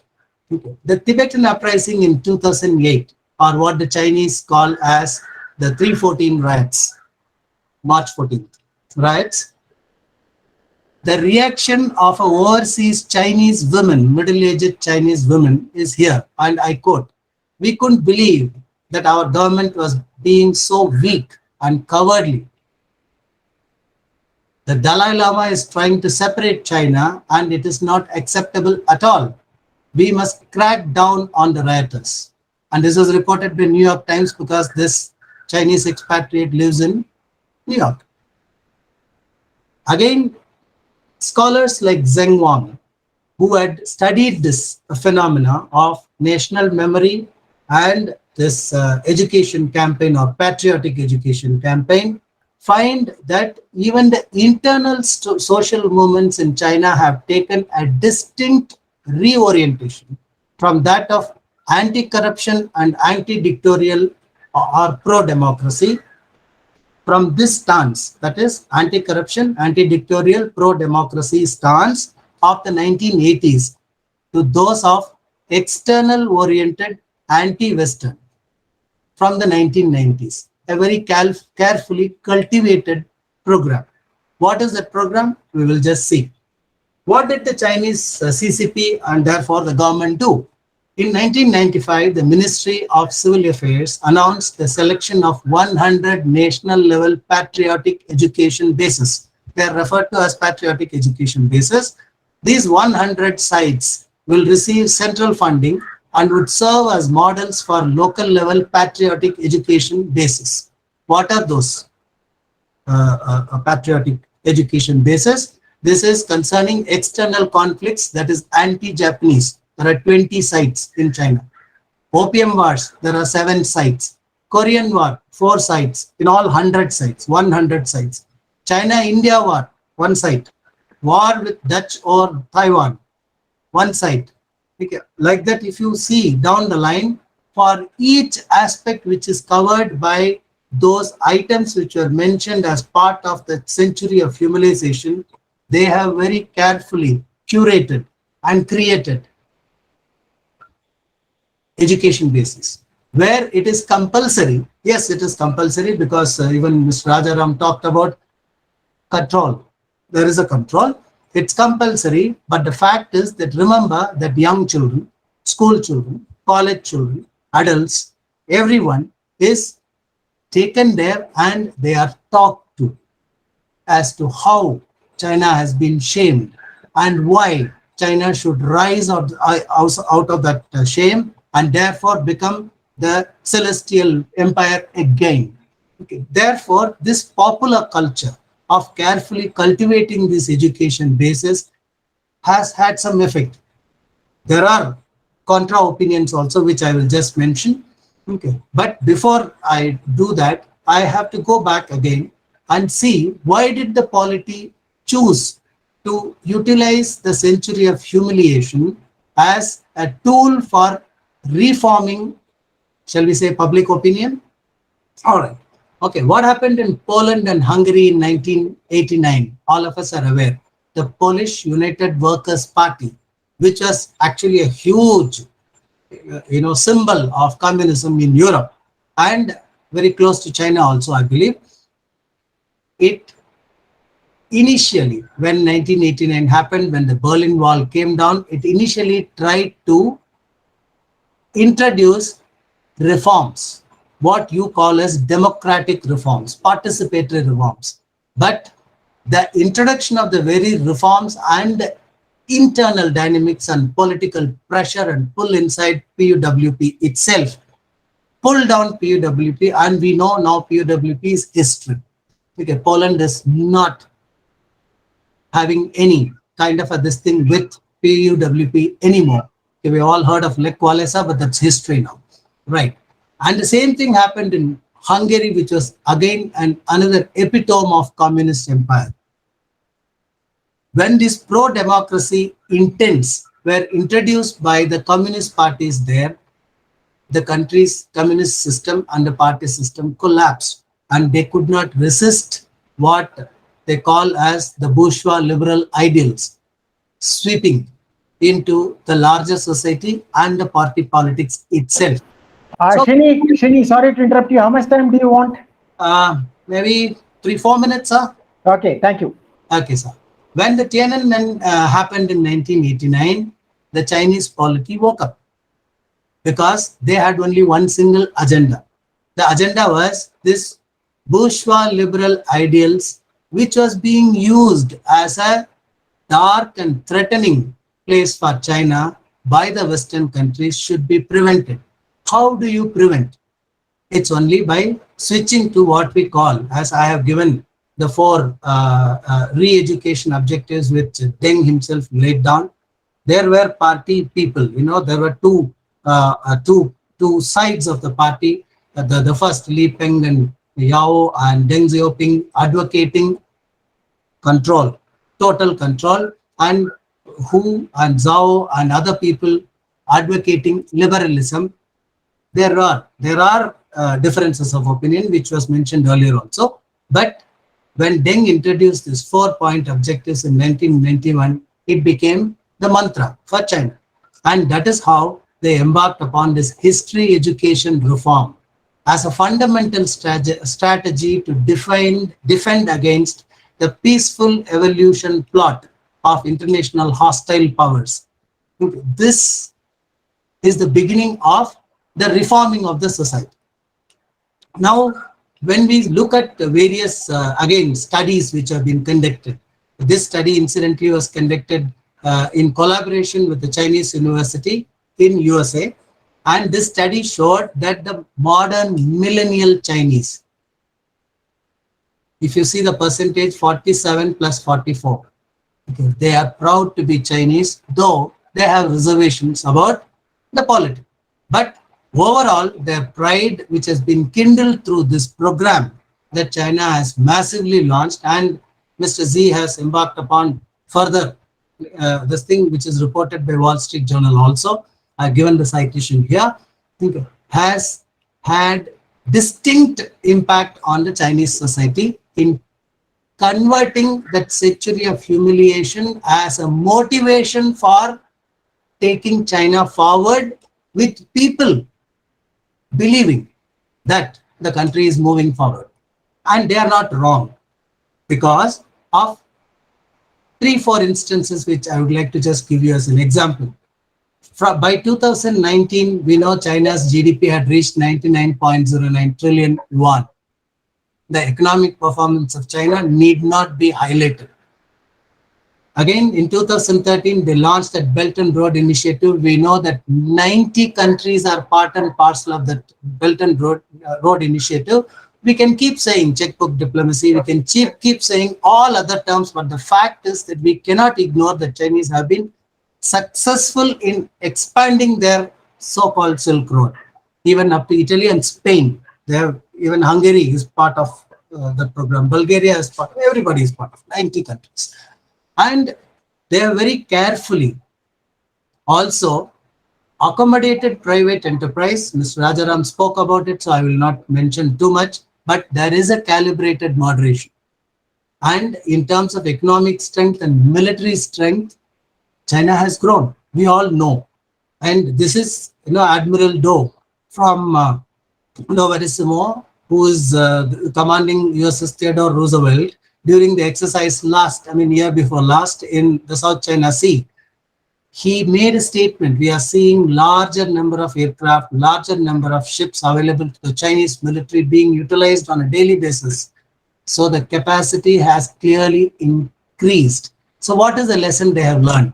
They have learned that powerful military is required, coupled with powerful economics and a propaganda campaign through education, to bind the nation together and project an image that China is indeed something to be proud of by the Chinese. With that, gentlemen, I close. Thank you very much for the opportunity. But I just flashed on slide. If you wish to read, you're most welcome, because it portrays 3 essentially false beliefs about modern China in other parts of the world. That economics and democracy are 2 sides of the same coin. No, they are not. And China has proved it. Authoritarian political systems cannot be legitimate. Again, China has disproved it. Chinese live, work, and invest like Westerners. Again, disproved. All these three false beliefs, I will not say false beliefs, but this is what Harvard Business Review says. So I will use the same term. These false beliefs that we try to use for assessing China are making it difficult for us to understand China. So unless and until we try and understand China in Chinese own terms, it will not be possible for us to evolve the correct tactics to deal with a country called China. Thank you very much, ladies and gentlemen. Thank you very much, sir. Thank you, Dr. Srinivasan. Another outstanding presentation, which tells us why China is behaving in the manner that it does.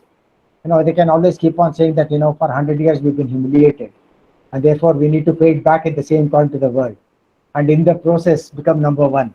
So obviously their trajectory and all that is perhaps decided by the kind of influences that were there in the past, whether it's the Opium War or whether it is the humiliation due to other issues which are there, or subjugation by various powers, their wars with Japan, with Russia and others. So all this perhaps has had an impact. The advantage they've had is that based on this, they are able to sell the story. I think you brought out also that clearly to say that, and even I think Dr. Amrita Jash brought out to say that the propaganda machinery works very well, is a well-oiled machinery, and it's firing on all cylinders. And therefore, you find that they're able to sell their story at least to the domestic audience. Outside of China, obviously, we don't buy all this, and we try to dissect it and see, why they are trying to use some excuse to continue on their own decided trajectory for this century. But notwithstanding that, I think there are many questions which will still be there. But thank you for this excellent presentation. It complements what the other two speakers have done. And now I'll move on to the fourth speaker, last but not the least, Dr. Anand. Anand, all yours. I'm sorry that we have overshot a little. So I have requested all the panelists to try and respond in the chat box itself to the questions in the interest of time. But if there is one question that each panelist would like to take up and answer here, I can perhaps look at that. Otherwise, we'll request Dr. Arvind to now present for about 20 minutes. And in the meanwhile, the other panelists can respond to the questions that are coming in the chat box. And at the end of it, we'll still take a few questions, maybe one per speaker, because there are a lot of questions which have come out here, some very interesting questions. So the audience are very interested, and we do not want them to be denied of an opportunity to listen to the eminent speakers firsthand. So we'll take one question each at the end of this presentation by Dr. Anand. Over to you, Anand. Thank you, Seshadri sir.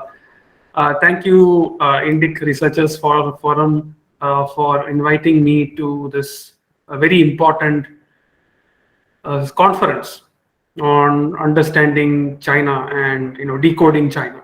It was a pleasure hearing to a lot of the points raised by my co-panelists, and I congratulate them for presenting their views for the benefit of the audience who has come here, and for whom I'm also thankful. So I think I have very less time now, but within that restricted time, I'll try to put forth my perspectives on the Chinese culture and its role in the Chinese society. What I'll try to do is that instead of looking at the Chinese society at large, I will just try to focus on a more narrower area, which is related to how the Chinese society is organized. Basically looking at it from the point of view of the civic and the political culture. So starting with the very point of Chinese identity, what is this Chinese identity about? When we talk about Chinese identity, I think that we are talking about several things here. One, of course, Chinese identity, which is at the heart of the Chinese culture, is essentially a geographic term, or it's a geographic conceptualization. Secondly, it is also a very ethnic and racially related term. And racially, we are speaking more of a very narrow set of people, that is the Han Chinese race. And ethnically, we are talking about the Chinese linguistic base. Thirdly, the conceptualization of Chineseness is also not just about the geography and the demography. It is also about civilization. We all know about Chinese civilization. Chinese civilization is seen as one of the world's oldest civilizations, one of the longest running civilizations. And the fourth way to look at it is also the Chineseness as an imperial concept, as an imperial identity, the Chinese empire. And for all of these things, we see the reverberations of all these different forms of Chinese identity on our faces today, every day. And as regard to culture, I would like to talk about culture as patterns of thinking and behavior. And this thinking is very much influenced by the ideas, and the behavior is, of course, influenced by the ideas, but also by the experiences. And these experiences, historical experiences, further shape the pre-existing ideas and notions. And perhaps this is how the culture evolves. And if you look at it, the very basis of it, if you want to understand Chinese culture, you have to go look at the roots. And what is at the roots of Chinese culture is the Chinese philosophical traditions. So what I will do in the next few minutes is to try to understand, talk about a little bit about the relevance of Chinese philosophical traditions, and today how does it impact or influence or shape the Chinese society in terms of how it is organized. We have seen that most of the discussions today we were talking about is largely related and heavily related to politics and organization. So I will talk about it largely in that orientation. Firstly, I would largely like to look at it from four streams of Chinese philosophical schools. One, perhaps the most earliest of them, being the Taoist school of thought. Now, this particular school of thought has its origins perhaps in the animist beliefs. Taoism is today one of the official religions of China, and there is no set pattern as to how this religion is kind of organized. You have several deities and all those things, just like how we have in India, for that matter, very local deities meant for certain granting certain wishes, all those things. There is also a certain amount of emphasis on Taoism from the perspective of superstition, alchemy, and all those things which have come over the years. But at the heart of it, I feel, is the animist beliefs which originated in China and which found its way through nature worship.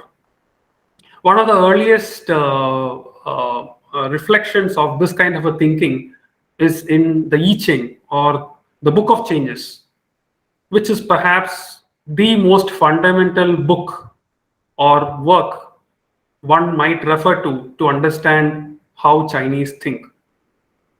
And of course, this is told to me by the Chinese themselves. And this is essentially looking at how nature behaves. In nature, the way things behave is like reacting to the stimuli. It's all very spontaneous. And therefore, the human individual as well as the society also, at best, should be doing it in that way. Respond to the changes around you, adapt to it. Even in the Book of Changes, that is where the whole notion of yin and yang is being spoken about. Kind of similar to what we in India talk about Shiva and Shakti, the complementary opposites. So this is there even in India, in China for that matter, especially in that Taoist framework.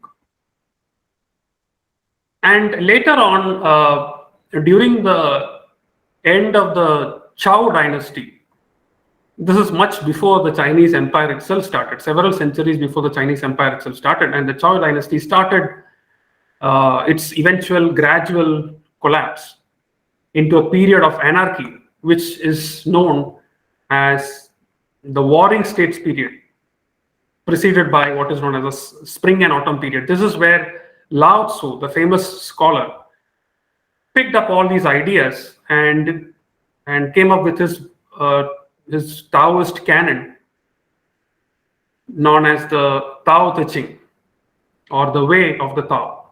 Tao itself is a very difficult kind of a concept to conceptualize. It can at best be spoken about as, the way of nature or heaven or whatever you might like to call it. And the emphasis on nature is very much there. That is at the heart of it. Now, based on this particular notion or this particular set of ideas, if you have to look at the particular historical time period which was existing then, the Zhou dynasty was on the verge of collapse. Several kingdoms have started coming up, trying to exercise their political power of dominance. Several wars broke out, alliances came in, counter alliances came in. The society was on the verge of destruction. Today we talk about World War I, World War II, interspersed by Cold War, and today Russia-Ukraine war. But at that point of time, it was several centuries of constant grinding war. And the Chinese society wanted to come out of it. And the philosophers, one of their major aim was actually how to come out of all of this, how to reshape Chinese society. So Taoism offered one way out, and which was essentially, rather than using too much of force, let things the way as it is. Things will eventually fall in place. Taoism has this firm belief in the way nature evolves. So you don't have to do anything with extra effort. You just have to go with the flow. And that is why perhaps a lot of the Taoists went to the mountains, sought refuge of nature, didn't do anything particular, but they were in sync with the nature, and perhaps the solutions lie in the nature itself. It is all about spontaneity. Because what is supposed to happen, it is there within you, and when the time comes, that will come out based on the circumstances. You don't have to do something extraordinarily forceful to let it out. And this is basically at the core of the Taoist thinking. And today we can talk about it, see it from the perspective of anarchy, obviously from a positive or from an optimist perspective, or for that matter, the whole chaos we are in called democracy.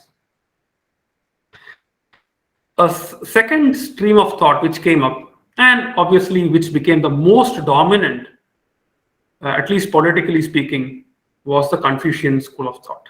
The Confucian school of thought, as opposed to the primordial Taoist philosophy, owes its roots to the agricultural society. The coming up with the agricultural society, the need to organize society in a hierarchical mode in which the basic unit is the family, and the father being the head of the family. The father, being a virtuous father, being the head of the family, can ensure that the family will be in harmony, in order. And a set of families, that is a society, once it is under the guidance and control of one leader, just like the head of a family, the head of a nation, that is the emperor himself, then order will be there, peace will be there, prosperity will be there in the Chinese society. This basic transplanting of a very agrarian societal notion of hierarchy and the replication of family hierarchy across at different spaces, even to the international system, is at the core of the Confucian worldview. And this also is very important if you look at the Chinese history and traditions. The third one The third stream came later on. The third and fourth ones came later on as opposed to the Confucian mode of thinking or the Confucian solution. Even the Confucian solution is not something which was invented by Confucius himself. It was something which is inspired by earlier rulers, like one of the dukes of the Zhao dynasty, the Duke of Zhao, as he is called, who instead of just like any other ruler, taking over power from a weak ruler, in this case, an orphaned prince, he rather, being an uncle, acted on behalf of the young prince and became the ruler.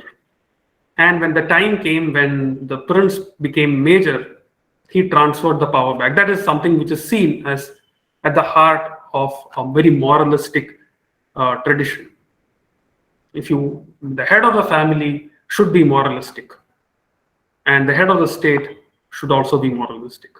So the Duke of Zhao for Confucius was the epitome of that virtue.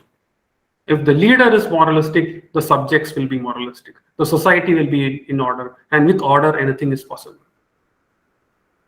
And this perhaps struck a chord with the elites as well as the people in China, and this was one solution which was proposed and which was accepted for coming out of this several centuries of chaos. Now, the third one which I mentioned, the third and fourth one which came up as rebel philosophies. One was the Mohist philosophy, one which is not as popular today, but nevertheless, this was based on the principles enunciated by Master Mo or Mozi. According to Mozi, the virtues of Confucianism were to be negated. Society shouldn't be organized hierarchically, because it's not that somebody is too powerful or somebody is too virtuous, or we all are human beings, we all are equal, and therefore each of us should treat the other as your own brother. Now, the reason why I'm using all in terms of brother, father, all of this is because of that very paternalistic ancient thinking of China, which is again, largely we can apply it to all cultures throughout, more or less. So this fraternal kind of outlook is something which is very different, which was a kind of a criticism and a counter and an alternative to this Confucian worldview. So you treat everybody as equal. The fourth one, perhaps the one which actually became the most victorious, the one which sealed victory for emergence out of chaos into order, is today again less spoken about, known as legalism. Legalism is all about the strict use of law without discrimination and in an asymmetric manner. You do the slightest of punishment, the slightest of crime, the smallest of crime, you get the highest of punishment, so that big crimes can't be thought about in Chinese society. And this sheer use of massive force, according to scholars at that time, like Lord Shang of the Qin community or the people or the kingdom at that point of time, was what defined legalism. It was ruthless use of force to suppress society and bring it under control, using strict rules, laws, standardization, homogenization, anything today which can be attributed to totalitarianism. So these were the four ones. One, the Taoists having a societal influence, impinging on or reflecting on individualism. The Confucian one, talking about hierarchy and order. The Mohist school of thought, talking about or proposing fraternalism or egalitarianism, and the legalists talking about totalitarianism and tyranny. So who won the race? The answer is very clear, it was the legalist.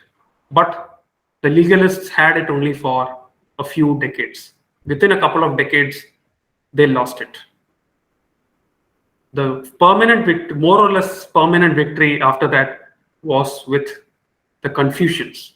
The Qin dynasty, which espoused legalist thinking, was overthrown by the Han dynasty, which came in later. And this second dynasty of China established the basic frameworks, the normative frameworks, using Confucianism as the state ideology to establish order in the society. And from then on, we see 2000 years of propagation, you can say brainwashing of the society using Confucian mentality. See your ruler as the father. If considering you are part of a family and you are a subject, you are like the son. And you have to be respectful of your father. The father will behave in a very responsible, benevolent manner. And based on that, you have to adjust your actions so that the society will remain peaceful and orderly. So for a long period of time, for 2000 years, one of the reasons why the Chinese society was held in some order or the other, and the Chinese dynasties over a period of time, despite several invasions, the Chinese imperial system went through 2 millennia, was exactly one, because of Confucianism, but also second, because they didn't allow legalism to die. They kept it under wraps, under the wraps of Chinese Confucian narrative. It was, like some scholars say, a steel arm with a velvet glove of Confucianism outside it.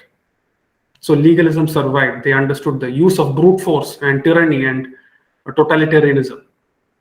And what is the result? Today you look at the Chinese society, the Chinese politics, the Chinese social system, how the Chinese order is brought in the Chinese system. It is using these two.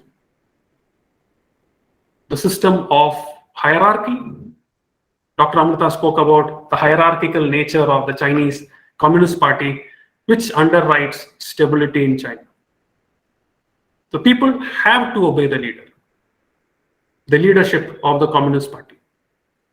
Whether it is a mechanism put forth by a leader who is acting from behind the scenes like Deng Xiaoping, or an individual leader who is acting from the front, taking leadership from the front like Mao, or for that matter, Xi Jinping today. And just like, as I told you, how you can see the use of force used to bring in order into the society, you can see at various points of time, massive force being used on the Chinese people to discipline them. Tiananmen Square incident in 1999 as a case in point. And today, the modern version of the ancient legalism is today applicable in the Chinese private sector. The way in which the state is trying to bend the Chinese private sector to its worldview of how China should be run, who should be in power, party above business, party above private enterprise, party above increasingly individual freedoms as well. So what happens to the individual? Is there a narrative in China which speaks about the role of the individual in the society? The Chinese culture which talks about the individual. Largely, scholars talk about how, or there is this kind of a conceptualization or a stereotyping of Chinese society as different from Western society in the terms like they are basically oriented among societal organization rather than individual liberty as in the West. Well, cross the strait into Taiwan and what is happening there? It is a vibrant liberal democracy just like the West, as opposed to what is happening today in China. How to explain that? The same Chinese people, but acting totally differently, in a totally different manner. As far as the civic culture is concerned, one set of the Chinese living in the mainland being completely subservient to the system which they are being governed under. Whether it is dynamic zero, if you are asked to stay in your flat for several days, you stay there. You don't utter a word against the government. On the other hand, you see protest against the slightest of intervention when it comes to freedom on the other side. It's the same Chinese people. How does Dr. how do you Anand, another explain couple that? of minutes. Can I No, request sir. you to finish in I'm another about couple to of end. minutes? Yes, I'm about to finish. Thank you. This is where the aspect or the ideology or the philosophy of Taoism comes into the picture. Where is Taoism? It has been running underground in the Chinese subterranean cultural stream and consciousness. And that is why Deng Xiaoping said, whether you don't worry about whether a cat is black or white, as long as it catches the mouse. And the people obliged. And the Chinese people went into business like fish in the water. They become great businessmen today. How to explain that within the Confucian framework? That is where the Taoist framework comes into the picture, and how the society reacts, how the society behaves. Then, okay, we mentioned about the totalitarianism, we mentioned about the hierarchy, we mentioned about the individual enterprise. But what about communism? What about the idealistic notion of egalitarianism? Today we talk about, or they talk about, common prosperity under Xi Jinping. How to explain that? That's where a long forgotten philosophy of Mohism comes into the picture. Equality, egalitarianism. Some element of that has survived to this day. Whether it was during the time of Mao or whether it was during the time of today, in times of Xi Jinping. So I'm not saying that this is an ideal narrative to discuss about the Chinese society, Chinese culture and its influence on the Chinese society, and how the political and civic culture in China is. But certainly this is something which I do believe in. As a result of an outgrowth of my research of China's strategic culture has shown me. And I would be glad to get any feedback, the questions and comments from all of you. So I will end it there due to paucity of time. So thank you for this opportunity. Thank you, Dr. Anand. I think that's another excellent presentation which complemented the other three speakers. So now we know what the society does and how this mental makeup is a creation of various things and various influences. So that's come out very clearly. The point that you made about the way people in Taiwan and people in mainland China, behave differently is itself a study. After all, if they are not different, why would they run away to Formosa? They were different and the system was so different. And this is why they went and created Taiwan, the ROC. So I'm also grateful to all the panelists who made a wonderful presentation despite time constraints. And they also, I'm very happy and thankful that they also responded to some of the important questions which were here in the chat box. That doesn't stop me from throwing open the floor for one question to be taken up by each panelist.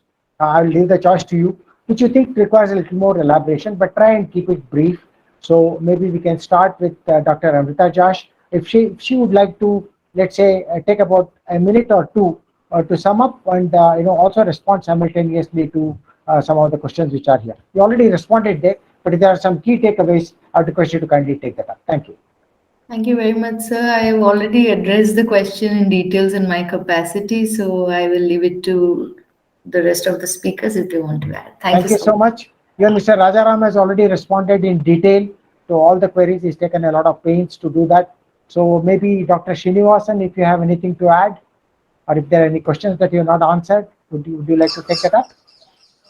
Yeah, actually, sir, I have also responded to that question. Excellent. But there is only one point I would like to just leave it for contemplation in, I'm sure, everybody's mind. China has to be understood from Chinese perspective first. If we put any other standard, Indian standard, American standard, Canadian standard, European standard, or any other standard, we will be grossly underreading them or overrating them. So my humble submission to everyone is like, I was very delighted to listen to Anand, because He went into philosophy and, of course, the Chinese culture. And that I feel is a very important ingredient for us to first understand. Like in military parlance, you're a veteran, I don't have to really say it, but then allow me to. In the military, we always say you want to fight with an enemy, first you have to understand him. If you do not understand your enemy, you can never fight. So that is the only thought with which I would like to leave the discussion. Bang on, that's absolutely bang on. I think this is also, this thread has come through, in terms of the emphasis that we need to lay in terms of understanding the language, trying to, get into the prism through their own language, their own media, their own official publications, their white papers in the Chinese language, not the translated version. That's an important aspect, and unless we do that, we'll be doing a great injustice to understand China. Dr. Anand, would you have any point? Dr. Anand, are you online? Would you like to add something? Just 30 seconds.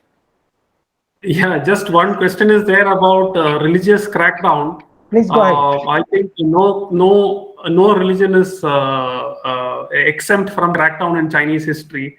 Everything you can think of has been under crackdown. All books have been burnt at some point or the other, and we will see further books being burnt or sites being eliminated. Thank you. Yeah, Rajaram, 30 seconds for you. Yes, sir. 3 myths I want to destroy. One, the Chinese civilization is homogeneous. It is not. It has got multi-layered, multi-ethnicities. Number 2, the CCP is one homogeneous entity. Again, it is not. There are multi-layers and there are factions and there are positive and negative plays. Number 3, the PLA is one composite whole organization. No, it is a commercialized military entity which has got a very commercial arm, and they have also built one of the largest commercial espionage networks in the world, which is underrated and which is the source of Chinese power today. A lot of work was done in the mid-90s. These 3 myths have to be removed from our mind. In addition to the point Dr. Srinivsan made, look at the Chinese and learn the Chinese from the Chinese way of thinking. Do not put an Indian cap. Thank you so much. Thank you very much. I know I had a couple of points, but in the interest of time, because it will also now slip into the follow-on sessions, all that remains for me is to thank these wonderful presentations by all the 4 speakers. They brought some rare insights into the entire issue of politics, of society, of the party, of the ideology, and all that. So please join me in applauding their efforts. It's a wonderful session that we've had. A good way to kick off this 2.5 days conference. Thank you.